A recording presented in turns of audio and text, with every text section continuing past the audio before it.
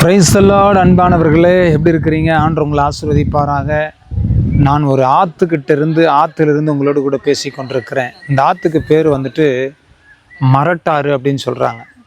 அது சொல்லும்போது எனக்கு ஒரு காரியம் எனக்கு ஞாபகத்தில் வருது. முரட்டு ஆறு அப்படின்ற மாதிரி எனக்கு ஞாபகம். தேவனுடைய பிள்ளைகள் இன்றைக்கி நிறைய பேர் முரட்டத்தனமாக வாழ்ந்துட்டுருக்குறாங்க.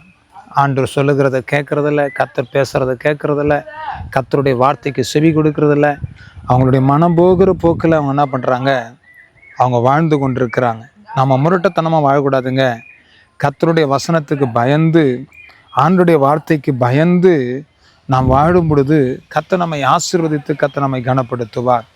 பாருங்கள், வேத வசனத்திலிருந்து ஒரு வசனத்தை உங்களுக்காக வாசிக்கிறேன். எரேமியா 44 அதிகாரம் 13 வசனத்தை நான் வாசிக்கிறேன். நான் எருசலேமை தண்டித்தபடி எகிப்து தேசத்திலே குடியிருக்கிறவர்களையும் பட்டயத்தாலும் பஞ்சத்தாலும் கொள்ளை நோயினாலும் தண்டிப்பேன். பாருங்க, எருசலேமை தண்டித்தபடி எகிப்து தேசத்தில் குடியிருக்கிறவர்களையும் பட்டயத்தாலும் பஞ்சத்தாலும் கொள்ளை நோயினாலும் தண்டிப்பேன். தேவனுடைய பிள்ளைகளை, எகிப்து என்று சொன்னால் பாவம், பாவத்தில் தங்கியிருக்கிறவர்கள், பாவத்தை மதுவை போல குடிக்கிறவர்கள் எத்தனை பேர் இருக்கிறாங்க? சாராயத்தை நாடி தேடுகிறவர்களுக்கு ஐயோ என்று சொல்லி வசனம் சொல்லுகிறது. பாவம் எது, பரிசுத்தம் எதுன்னு கூட ஜனங்களுக்கு தெரியல. மனம் போகிற போக்கில் வாழறாங்க. வசனம் சொல்லுது, பாவத்தில் இருக்கிறவர்கள், வசனம் சொல்லி எகிப்தில் தங்கி இருக்கிறவர்களுக்கு பஞ்சத்தையும் கொள்ளை நோயையும், பிரியமானவர்களே, பட்டயத்தையும் நான் அனுப்புவேன். இன்றைக்கி நிறைய பேர் பஞ்சம், கொள்ளை நோய், பட்டினினால் பாதிக்கப்பட்டு நிறைய பேர் கலங்கி கொண்டிருக்கிறாங்க. ஏன் அப்படின்னா, இவர்கள் பாவத்தில் தங்கி இருக்கிறார்கள். பாவம் கர்ப்பம் தரித்து பிள்ளையை பெற்றெடுக்கும்.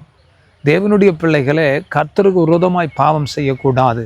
ஒரு பரிசுத்தமுள்ள ஒரு வாழ்க்கை வாழ்வதற்கு உங்களை நீங்கள் அர்ப்பணிக்கும் பொழுது கர்த்தர் பரிசுத்த ஆசீர்வாதத்தினாலே உங்களை நிரம்ப பண்ணுவார்.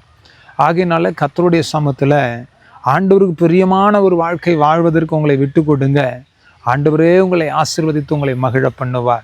சரிங்களா? கர்த்தருடைய சமூகத்தில் நாம் ஜெபிக்கலாமா? நல்ல தகப்பனே, இந்த நல்ல வேலைக்காக உமக்கு நன்றி செலுத்துகிறோம்.